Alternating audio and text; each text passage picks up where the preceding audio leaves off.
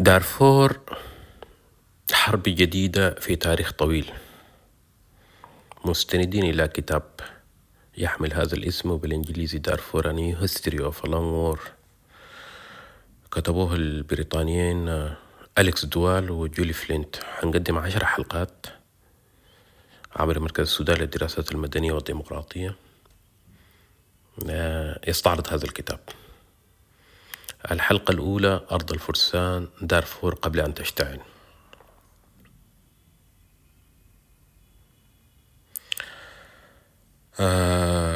دارفور الاسم نفسه يحمل دلالة عميقة.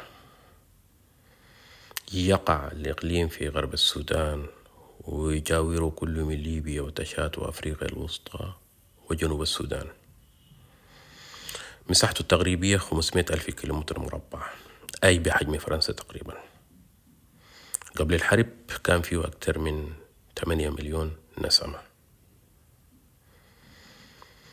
دوال وفلينت يصف دارفور بأنها أرض التنوع العجيب، سهول رمزية تمتد في الشمال تتصل بالصحراء الكبرى، وجبال مرة في القلب تشكل برجا مائيا يغذي المنطقة بأسرها، وأودية وغابات في الجنوب تتاح فيها الزراعة الكثيفة. هذا التنوع الجغرافي أفرز تنوعا بشريا وثقافيا هائلا. يميز الكتاب بين مجموعتين كبيرتين تاريخيا: القبائل الأفريقية المستقرة التي تعتمد على الزراعة، وأبرزها الفور والمساليت والزغاوة والبرتي، والقبائل العربية الرعوية التي كانت تنتقل موسميا بحثا عن الكلاء والماء. غير أن الكتاب ينبه على خطورة هذا التمييز إن أسيء فهمه، فالعرب والأفارقة في دارفور ليسوا عرقين منفصلين بالمعنى البيولوجي. على مدى قرون تمازجوا وتزاوجوا وتبادلوا اللغة والثقافة. ما ميزهم في الأساس هو طريقة العيش بين المستقر والرحال، لا بين الأجناس. كانت دارفور تاريخيا تعرف نظاما ذكيا لإدارة هذا التنوع يعرف بنظام الحواكير، أي حقوق الأرض القبلية، لكل قبيلة حاكرتها أو نطاقها الجغرافي الذي تديره، مع تشابك في حقوق الرعي والعبور. كان هذا النظام يوازن بين المصالح المتعارضة ويدير شح الموارد بطريقة سلمية نسبيا. يستعرض الكتاب سلطنة دارفور التي حكمت الإقليم من القرن السادس عشر حتى الغزو المصري في 1874، ثم استعيد إحياؤها بصورة جزئية في عهد المهدية.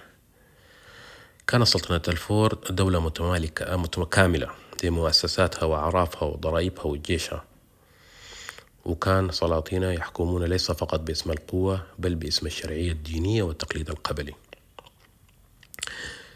يلفت ديوال إلى أن ضم دارفور إلى السودان الإنجليزي المصري عام 1916 لم يكن عملية اندماج طوعية، بل كان غزوا أسقط آخر سلطان وحول الإقليم إلى ملحقة على هامش الدولة المركزية.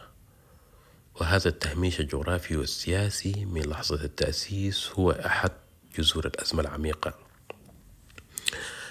التهميش في زمن الاستقلال: حين نال السودان استقلاله في 1956 لم تتغير معادلة التهميش بل ازدادت.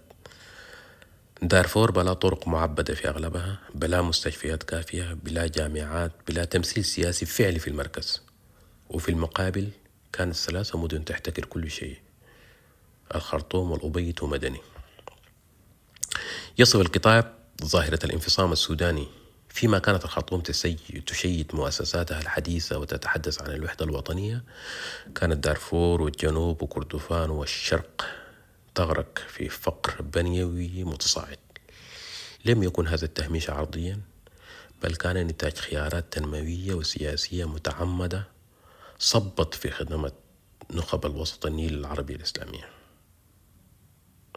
في الحلقة الجاية سنتحدث عن كيفية بدأت بذور الأزمة تتشكل في ثمانينات القرن الماضي، حين ضربت المجاعة وتدفق السلاح من الحروب المجاورة، وبدأت الدولة السودانية ترعى أول الميليشيات التي ستتحول لاحقا إلى الجنجويد.